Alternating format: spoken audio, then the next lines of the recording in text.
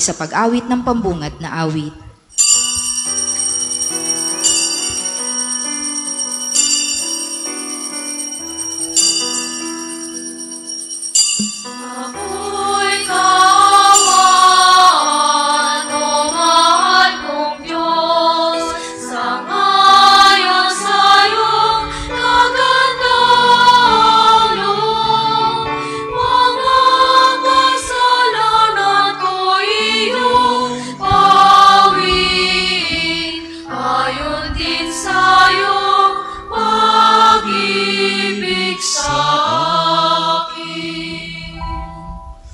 Sa ngalan ng Ama at ng Anak at ng Espiritu Santo. Amen. Ang pagpapala ng ating Panginoong Hesukristo, ang pag-ibig ng Diyos Ama, at ang pakikipagkaisa ng Espiritu Santo, naway sumainyo lahat. At sumainyo rin. Mga kapatid, tayo po'y nasa ikalawang linggo na ng ating 40 araw na paghahanda sa pagsapit ng pagpapakasakit, kamatayan at muling pagkabuhay ng ating Panginoon.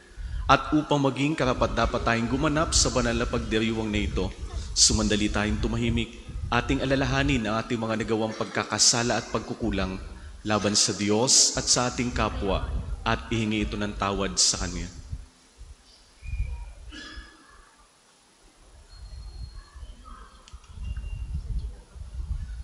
Buong kababaang loob nating sabihin, inaamin ko sa makapangyarihang Diyos at sa iyo mga kapatid, na lubha akong nagkasala sa isip, sa salita at sa gawa, at sa aking pagkukulang.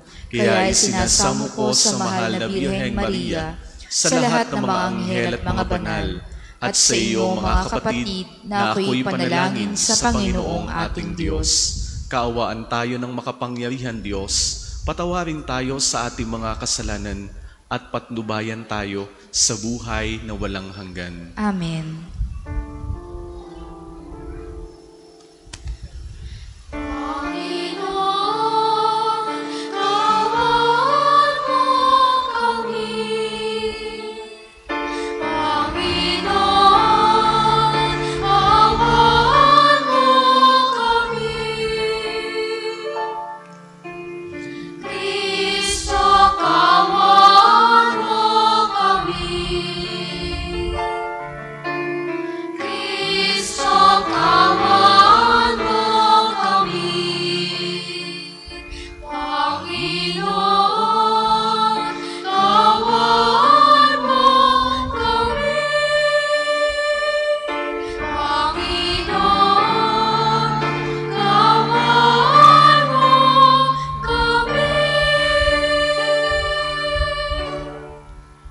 Manalangin tayo.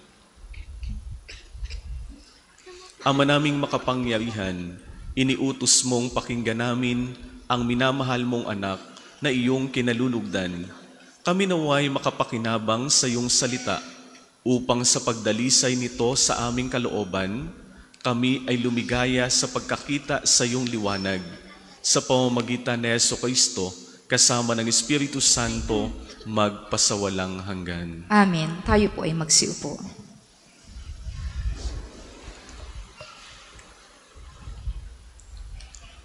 Pagbasa mula sa aklat ng Genesis.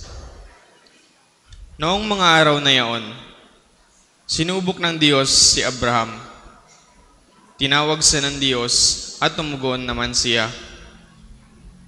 Sinabi sa kanya, isama mo ang pinakamamahal mong anak na si Isaac at magpunta kayo sa lupain ng Moriah.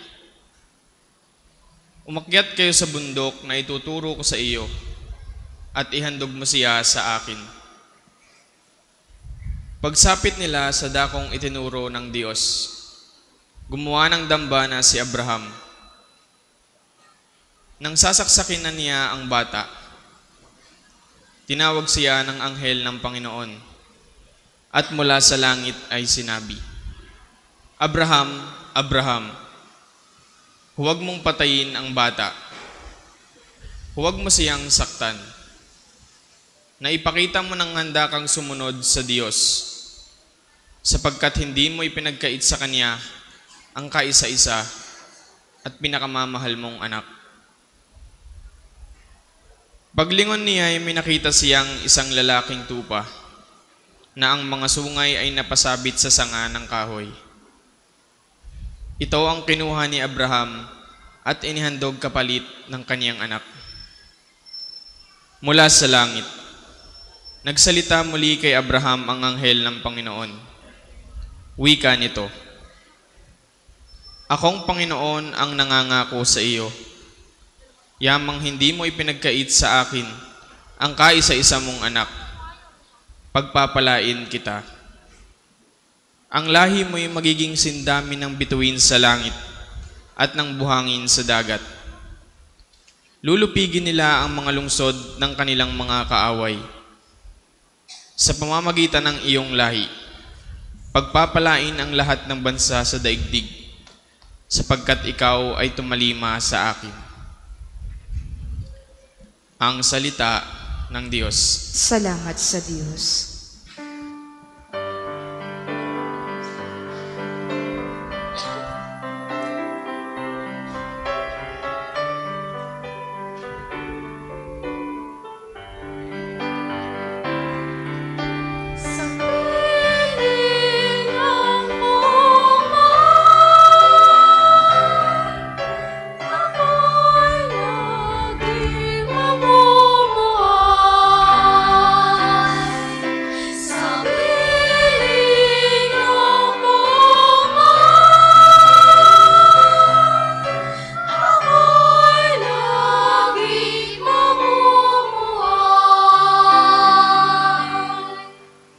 Laging buhay ang pag-asa, patuloy ang pananalig. Bagamat ang aking sabi, ako'y ganag ng nalupid. Masakit sa kalooban ng poon kung may papanaw. Kahit ito ay iisa, labis siyang magdaramdam.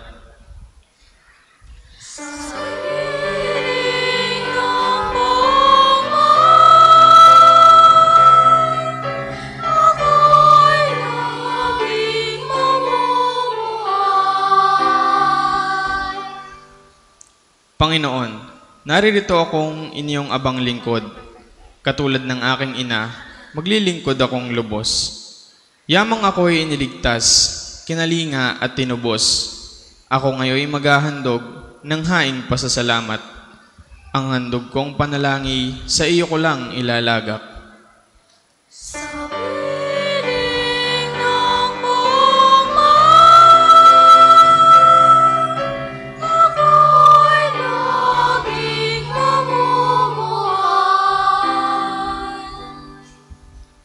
Kapag nagsama-sama ang lahat ng iyong hinirang, sa templo ng Jerusalem ay doon ko ibibigay. Ang anumang pangakong ko sa iyo ay binitawan.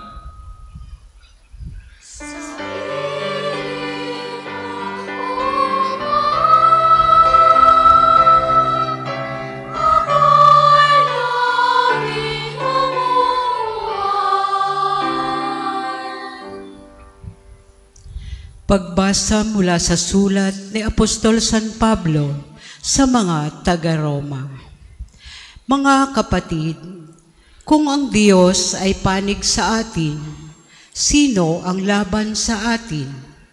Hindi niya ipinagkait ang sarili niyang anak, kundi ibinigay para sa ating lahat.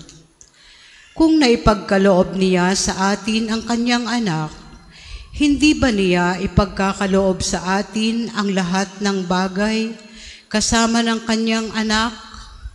Sino ang maghaharap ng sakdal laban sa mga hinirang ng Diyos, gayong ang Diyos ang magpapawalang sala sa kanila? Sino ang hahatol ng kaparusahan? Si Kristo Jesus bang nasa kanan ng Diyos? Siya pa nga ang namatay at muling binuhay, at ngayoy namamagitan para sa atin. Ang salita ng Diyos. Salamat sa Diyos. Magsitayo po ang lahat.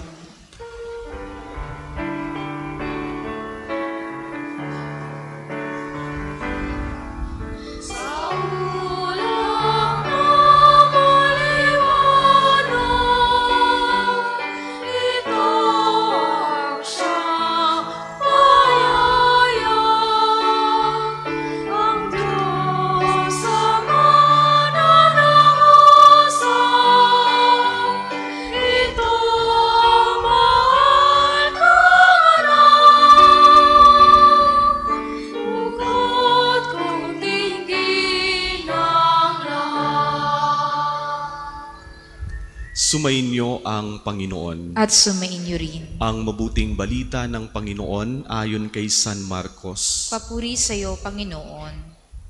Noong panahong iyon, umakyat si Jesus sa isang mataas na bundok. Wala siyang isinama kundi sina Pedro, Santiago at Juan.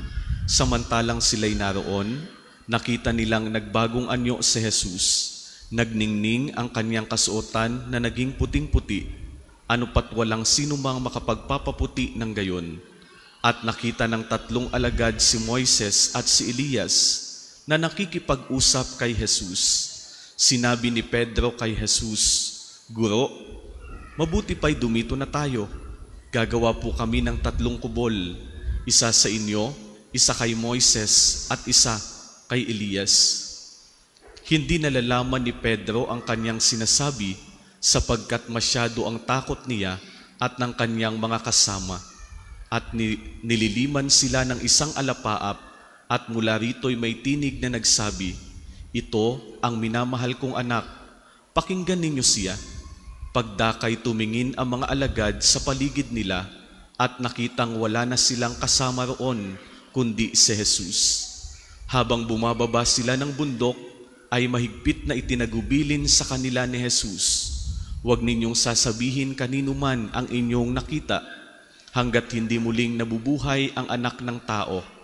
Sinunod nila ang tagubiling ito, ngunit sila-sila'y nagtanungan kung ano ang kahulugan ng sinabi niyang muling pagkabuhay.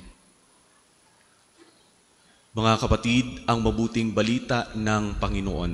Pinupuri ka namin, Panginoong Hesukristo. Tayo po ay magsiupo. Magandang hapon po sa inyong lahat. Magandang hapon din po, Father. Maligayang pagdating po sa parokya at pambansang dambana ni Santo Padre Pio. Mga kapatid, alam kong bahagi na po ng ating buhay at pag-iral ay ang mga problema at pagsubok. At alam kong sasang-ayon po kayo sapagkat lahat tayo ay may pinagdadaanang problema. Ngunit mga kapatid, ngayong panahon ng Kwaresma, tila binibigyan tayo ngayon sa 2 linggo ng pag-asa, isang patikim ng kaluwalhatian, sapagkat ang 3 alagad na saksihan nila ang pagbabagong anyo ng ating Panginoon. Ito'y tinatawag na Transfiguration, ika-4 na misteryo ng liwanag, kung paanong si Jesus pinakita niya ang kanyang totoong pagka-Diyos. Bagamat siya'y tao, siya, inangkin ng pagiging tao natin, siya ay Diyos. Ngunit hindi pa din maunawaan ng mga alagad. Doon nga sa huling bahagi ng banal na kasulatan, sa huling bahagi ng ating ebanghelyo, nagtatanong sila sa isa't isa. Ano yung ibig sabihin ni Jesus na muling pagkabuhay? Hindi pa din nila maunawaan na ang ating Panginoong Hesukristo ay kailangang magbata ng hirap, magsakripisyo. At sa kanyang pagsasakripisyo, hahantong sa kamatayan. Ngunit hindi magtatagal at hindi matatapos sa kamatayan, may muling pagkabuhay. Kaya pala ito'y pag-asa, ito ay lakas ng loob sa mga alagad na kasakasama ng ating Panginoon. Tandaan natin, habang nagpapakasakit ang ating Panginoon, andyan ang mga alagad sa kanilang kahinaan, itatakwil pa nga nila ang ating Panginoon, kanilang iiwan. At kahit si Simon Pedro, 3 beses na itinatwa ang ating Panginoong Hesukristo, hindi ko po kasama yan. Kaya nandun yung takot. Pero mga kapatid, ang ating Panginoong Hesukristo sa kanyang pagningning ng kanyang sarili, sa kanyang pagkakita ng mga alagad ng ating Panginoong Hesukristo ay nagkaroon ng kaningningan ng kaluwalhatian, nagkaroon sila ng lakas din ng loob. Pero hindi lamang iyan, natuwa pa nga sila. At sa katuwaan, ang sabi nga po ni Simon Pedro, "Hayaan niyo po, Panginoon, magtayo po tayo, dumito na tayo, magtatayo ako ng 3 kubol. Isa sa inyo, isa kay Moises, at isa kay Elias." Ngunit hindi nalalaman ni Pedro ang kanyang sinasabi. Dala ng kanyang takot na kanyang nasaksihan. Pero mga kapatid, ganyan din pala ang ating buhay. Makikita natin, matatagpuan din natin ang ating Panginoon. Magkakaroon tayo ng pansamantalang kaginawahan kapag tayo mismo ay naghahanap sa Kanya. At saan natin matatagpuan sa kabila ng ating mga problema? Kapag tayo sumisimba, kapag tayo dumadalo ng banal na misa, kapag tayo ay nasa harap ng kabanal-banalan sakramento, kapag may banal na oras, doon maramdaman natin ang presensya ng Panginoon. Ngunit mga kapatid, hindi din kaya natin nalalaman kapag tayo ay hindi na aalis sa kaluwalhatiang ating nararamdaman? May hamon ng ating Panginoon. Hindi pwede silang manatili sa bundok. Kailangan silang bumaba. At sa pagbaba nila, andun yung hamon kung paanong nasaksihan natin ang Panginoon sa Kanyang gawang kabutihan, sa Kanyang kaningningan. Alam natin may hamon sa atin na paglabas natin ng simbahan, ito naman ay magbubunga ng gawang kabutihan. Kaya pala mga kapatid, may pansamantalang kaginawahan ang dulot ng ating pong ginagawang pagpupurit, pagpapasalamat sa Diyos. Pero hindi dapat ito nananatili sa pagsisimba. Hindi nanatili sa pagdadasal. Laging may bunga ang ating ginagawang ito. Ito'y paggawa ng kabutihan. Kaya pala mga kapatid, ngayong panahon ng Kwaresma, lalo nating pinapalakas ang ating pananalangin. At sa pananalangin natin, tayo ay magsasakripisyo ng ating sarili. Magtitimpi, magtitiis ng gutom upang maramdaman natin ang presensya ng Panginoon. Sino nga ba ang makadadama ng presensya ng Panginoon kung lagi tayong busog, kung lagi tayong sagana, kung wala tayong problema? Kaya pala kung titingnan natin mga kapatid, sa positibo na pananaw at pagtingin, ang problema ay pagsubok na binibigay sa atin ng Panginoon upang mas lalo tayong mapalapit sa Kanya. Hindi pwedeng maginhawa lagi ang buhay. Hindi pwedeng walang problema. Sapagkat dito'y dinadalisay tayo ng Panginoon. Mas hahanapin natin ang Panginoon kapag nakakaramdam tayo ng hirap. Kaya ito yung hinihingi sa atin ngayong panahon ng Kwaresma. Pagtitimpi, pag-aayuno, pagsasakripisyo. Dahil ito ay bunga ng ating pagdadasal.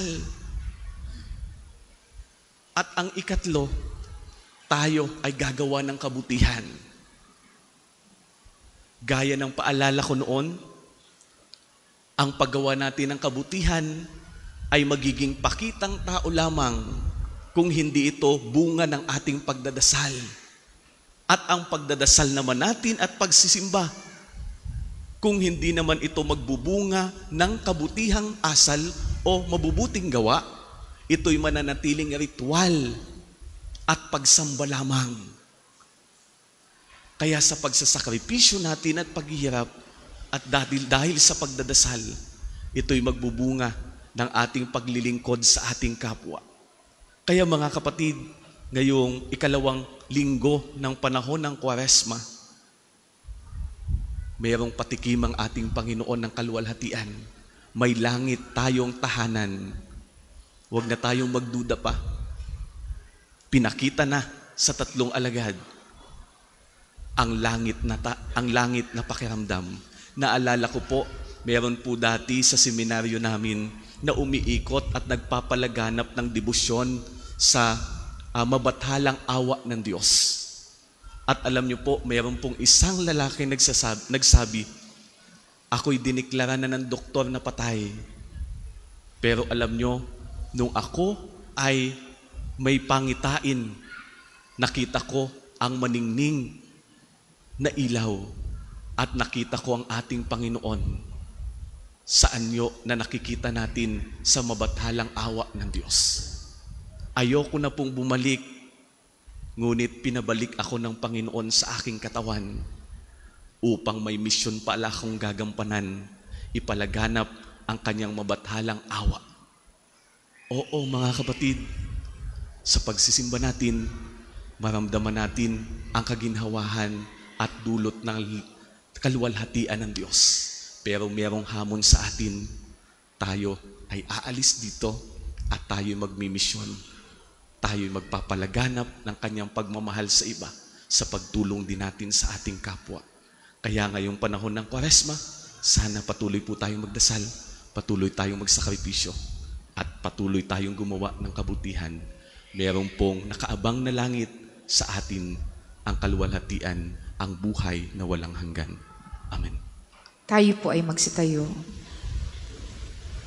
Ipahayag po natin ang ating pananampalataya. Sumasampalataya ako sa Diyos Ama makapangyarihan sa lahat, na may gawa ng langit at lupa. Sumasampalataya ako kay Jesucristo, iisang anak ng Diyos, Panginoon nating lahat. Nagkatawang tao siya na lang ng Espiritu Santo, pinanganak ni Santa Maria ang Birhen, pinagpakasakit ni Poncio Pilato, ipinako sa krus na matay inilibing, nanaog sa kinaroonan ng mga yumao, nang may 3 araw na buhay na maguli, umakyat sa langit, naluluklok sa kanan ng Diyos Ama makapangyarihan sa lahat. Doon magmumulat payarito tukom sa nangabubuhay at nangamatay na tao. Sumasampalataya naman ako sa Diyos Espiritu Santo, sa banal na simbahang katolika, sa kasamahan ng mga banal, sa kapatawaran ng mga kasalanan, sa pagkabuhay na maguli ng nangamatay na tao, at sa buhay na walang hanggan. Amen. Mga kapatid, sa panahong ito ng Kwaresma, tayo higit na dapat manalangin sa ating Amang nasa langit. Hingin natin sa Kanya ang mga biyayang ibubunga ng pag-aalay ni Kristo sa Kanyang kamatayan sa krus. Sa bawat panalangin natin po itutugon, Panginoon, kaawaan mo kami't dinggin. Panginoon, kaawaan mo kami't dinggin. Upang ang kaningningan at kadakilaan ng pag-ibig ni Kristo ay patuloy na maipamahayag ng lahat ng kaanib ng simbahang katolika at maakay nawa ng mga hinirang na tagapamuno rito ng banal na papa, ng lahat ng mga obispo at mga pari, ang mga mananampalataya sa tunay na diwa ng paghahanda sa muling pagkabuhay ni Kristo. Manalangin tayo. Panginoon, kaawaan mo kami't dinggin. Upang ang kaningningan dulot ng pagbabagong anyo ni Kristo ang tumanglaw nawa sa mga bansa sa buong daigdig at sa tuwin ay magdulot ito ng ganap na kapayapaan sa buong sanlibutan. Manalangin tayo. Panginoon, kaawaan mo kami't dinggin. Upang ang tanglaw ng pagbabagong anyo ng Panginoong Hesus ay magbigay nawa ng liwanag at magpagaan sa mga paghihirap ng mga dukhang kapwa. Magpagaling sa mga may karamdaman, aliwin ang mga nagdurusa, at bigyang pag-asa ang mga pinanghihinaan ng loob. Manalangin tayo. Panginoon, kaawaan mo kami't dinggin. Upang ang pagbabagong anyo ni Kristo ay makita nawa sa pamumuhay ng lahat ng angkan sa ating pamayanan, at pagharian nawa tayo ng tunay na kababaang loob. Manalangin tayo. Panginoon, kaawaan mo kami't dinggin. Sa sandali ng katahimikan, itaas po natin sa Diyos ang ating mga natatanging kahilingan.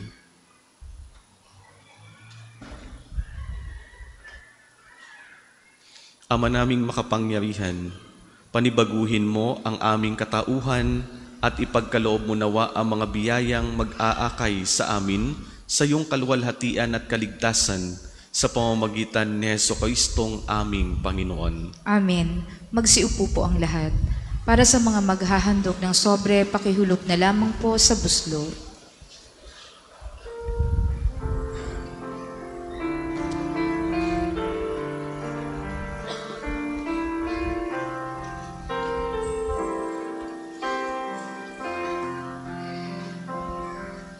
Sayang aming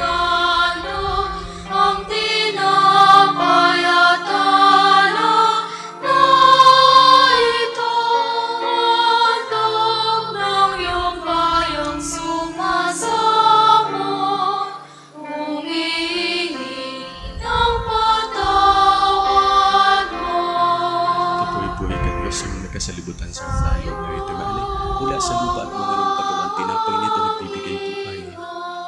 Nais mo yun.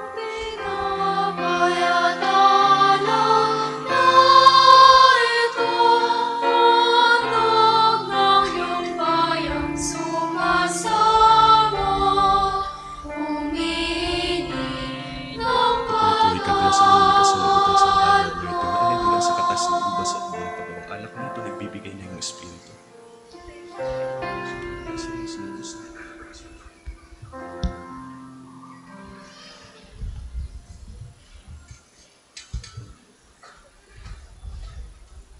Magsitayo po ang lahat. Manalangin kayo mga kapatid upang ang paghahain natin ay kalugdan ng Diyos amang makapangyarihan. Tanggapin nawa ng Panginoon itong paghahain sa iyong mga kamay sa kapurihan niya at karangalan sa ating kapakinabangan at sa buong sambayanan niyang banal.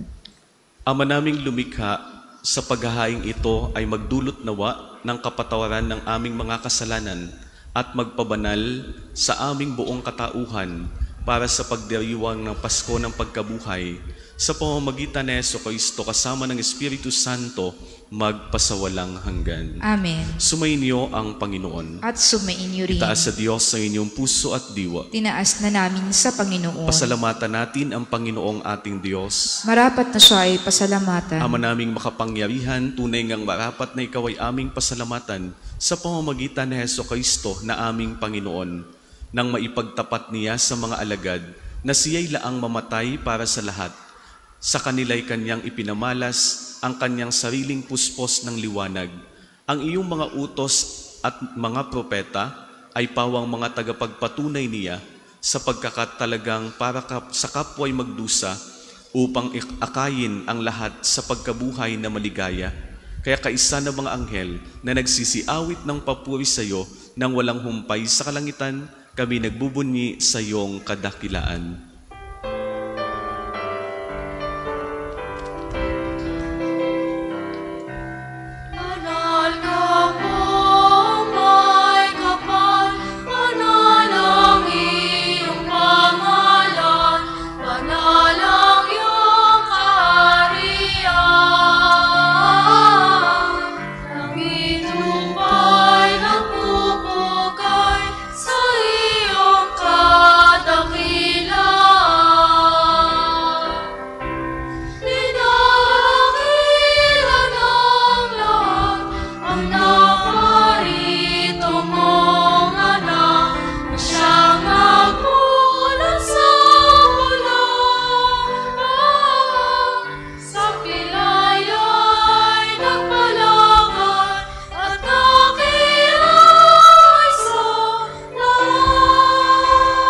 Kung hindi kayang lumuhod, manatili pong nakatayo ng may paggalang. Ama naming banal, ikaw ang bukal ng tanang kabanalan, kaya't sa pamamagitan ng iyong Espiritu, gawin mong banal ang mga kaloob na ito upang para sa amin ay maging katawan at dugo ng aming Panginoong Hesukristo. Bago niya pinagtisang kusang loob na maging handog, hinawakan niya ang tinapay, pinasalamatan kaniya, pinaghati-hati niya iyon, iniabot sa kanyang mga alagad at sinabi, "Tanggapin ninyong lahat ito at kanin. Ito ang aking katawan na ihahandog para sa inyo."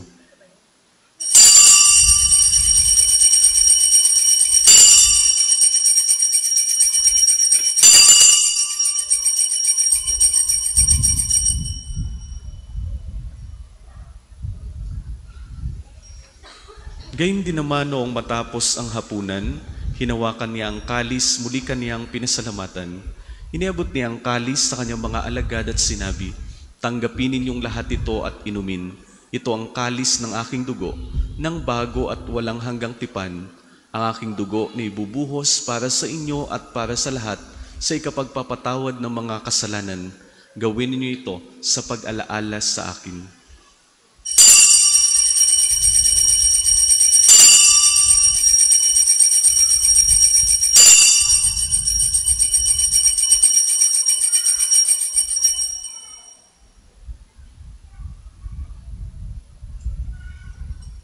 Ipagbunyi natin ang misteryo ng ating pananampalataya.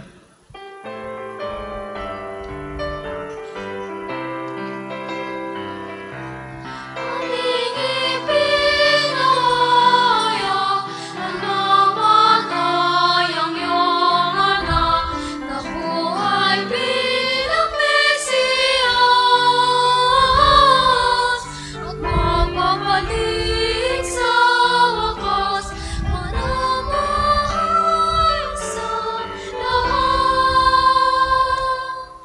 Ama, ginagawa namin ngayon ang pag-alaala sa pagkamatay at muling pagkabuhay ng iyong anak, kaya't iniaalay namin sa iyo ang tinapay na nagbibigay buhay at ang kalis na nagkakaloob ng kaligtasan.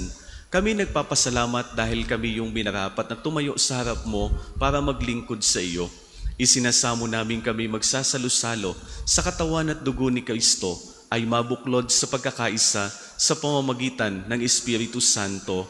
Ama, lingapin mo ang iyong simbahang laganap sa buong daigdig. Puspusin mo kami sa pag-ibig, kaisa ni Francisco na aming Papa, ni Gilbert na aming Obispo at ng Tanang Kaparian. Alalahanin mo rin ang mga kapatid naming nahimlay na may pag-asang sila muling mabubuhay, gayon din ng lahat ng mga pumanaw. Kaawaan mo sila at patuloyin sa iyong kaliwanagan. Kaawaan mo at pagindapatin kaming lahat na makasalo sa iyong buhay na walang wakas, kaisa ng mahal na Birheng Maria, Ina ng Diyos, ni San Jose, ang kanyang kabiyak na puso, kaisa ng mga apostol at ng lahat ng mga banal na namuhay dito sa daigdig ng kalugod-lugod sa iyo, may pagdiwang nawa namin ang pagpupuri sa karangal mo sa pamamagitan ng iyong anak na aming Panginoong Hesukristo. Sa pamamagitan ni Kristo, kasama niya't sa Kanya, ang lahat ng parangal at papuri ay sa iyo, Diyos Amang makapangyarihan, kasama ng Espiritu Santo, magpasa walang hanggan. Amen, Amen, Amen. Magstayo po ang lahat. Sa tagubilin na kagagaling na utos sa turo ni Jesus na Panginoon natin at Diyos, ipahayag natin ang lakas loob.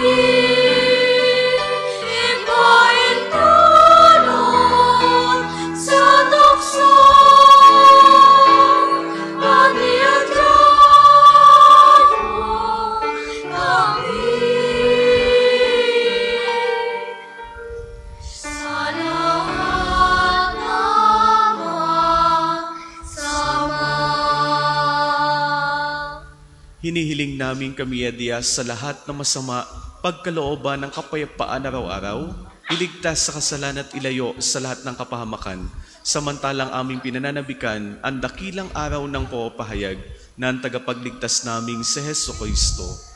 Sapagkat iyong kaharian at ang kapangyarihan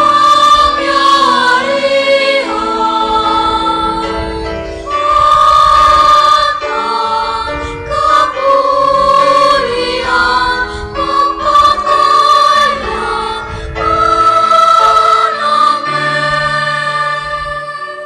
Panginoong Jesucristo, sinabi mo sa iyong mga apostol, kapayapaan ang iniiwan ko sa inyo, ang aking kapayapaan ang binibigay ko sa inyo. Tunghayan mo ang aming pananampalataya at huwag ang aming mga pagkakasala. Pagkalooban mo kami ng kapayapaan at pagkakaisa ayon sa iyong kalooban, kasama ng Espiritu Santo, magpasawalang hanggan. Amen. Ang kapayapaan ng Panginoon naway laging sumainyo. At sumainyo rin. Magbigayan po kayo ng kapayapaan sa isa't isa.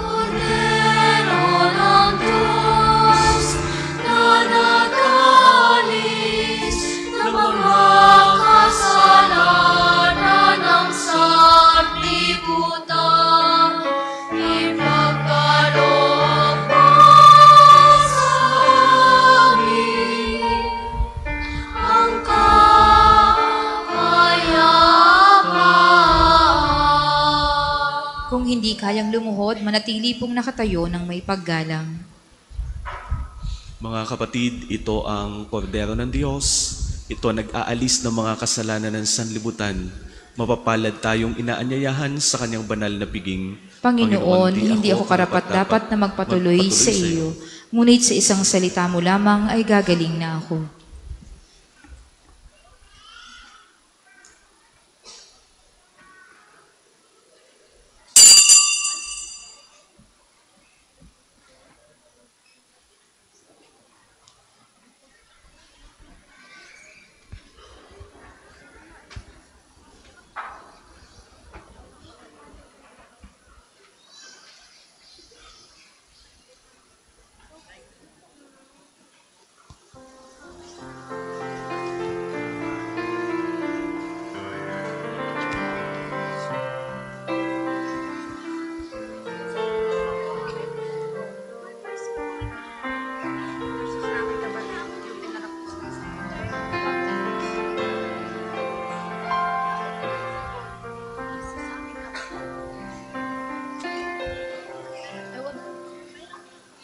Jesus na aking kapatid,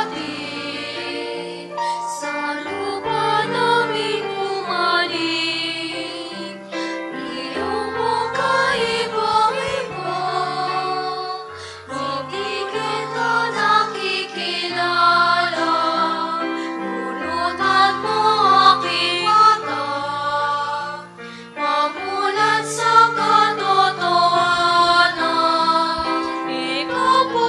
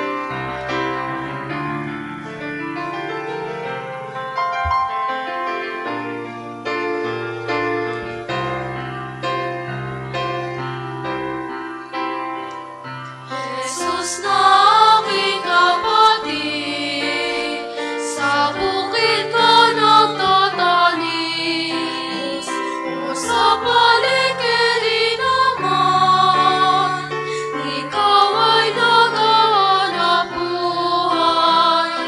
Pulutan mo aking mata, mamulat sa katotohanan. Ikaw po ang makikilala, ikaw po ang makikilala, ikaw po ang makikilala sa taong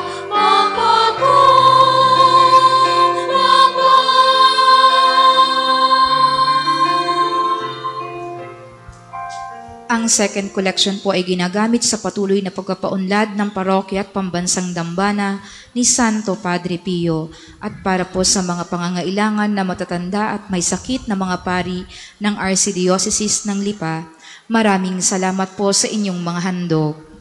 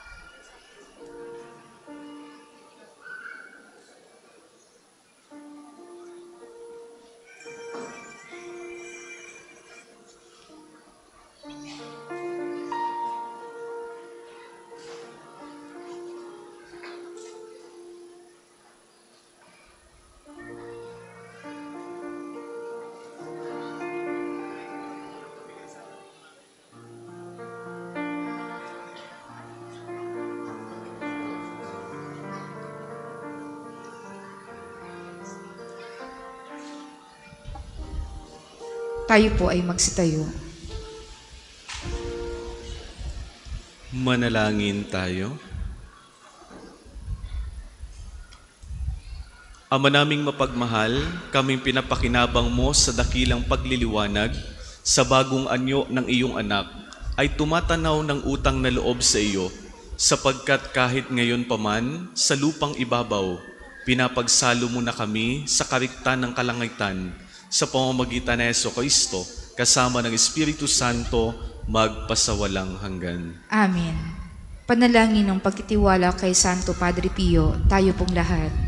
Padre Pio, taga Petrelcina, Mongheng Banal, pintakasing santo ng milenyong kasulukuyan, gabay namin sa pagtahak sa landasing makalangit, takbuhan sa pangangailangan, huwaran ng pagtitiis. Sa iyo namin nilalapit aming mga kagipitan, sa iyo po ibinibilin kalusugan at kabuhayan.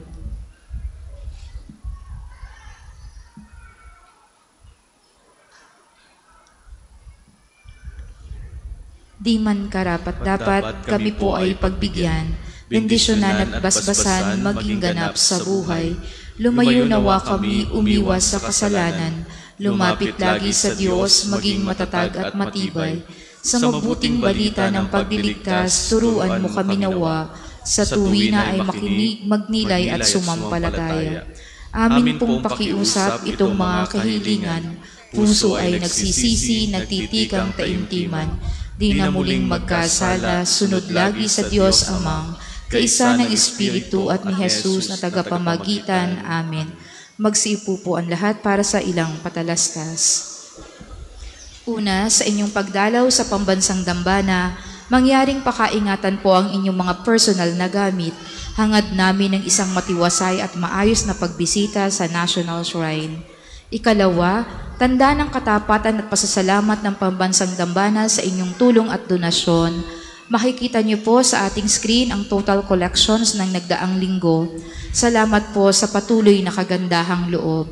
Ikatlo, mga kapiyo, kami po ay humihingi ng inyong kaunting oras at pakikiisa sa pagsusulat ng inyong pangalan at ilang detalye sa ating Pilgrim's Information Record Books na makikita sa paligid ng ating simbahan.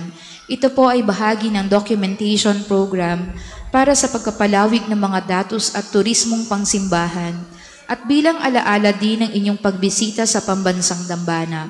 Para po sa ating mga balikbayan, OFW at mga kasama ninyong foreigners, doon po kayo magsusulat sa International Pilgrim's Record Book.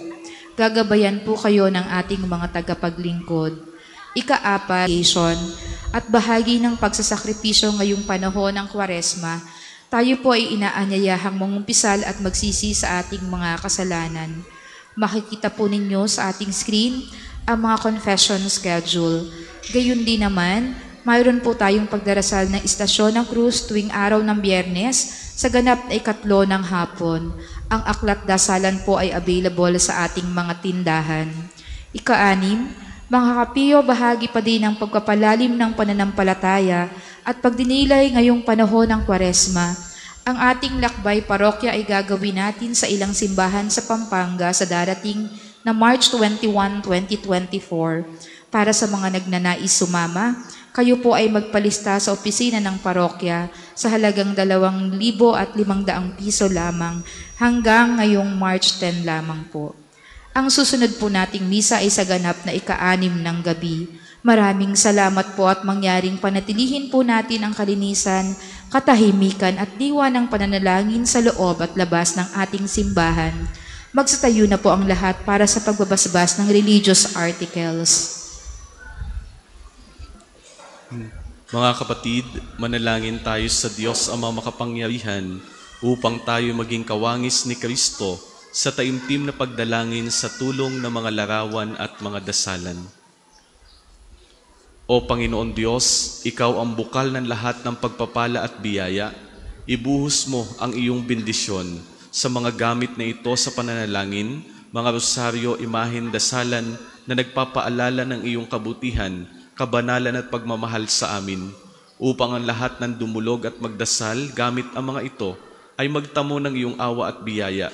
Loobin mong tularan nila ang kabanalan at aral ng Panginoon at ng mga santo magpasawalang hanggan. Amen.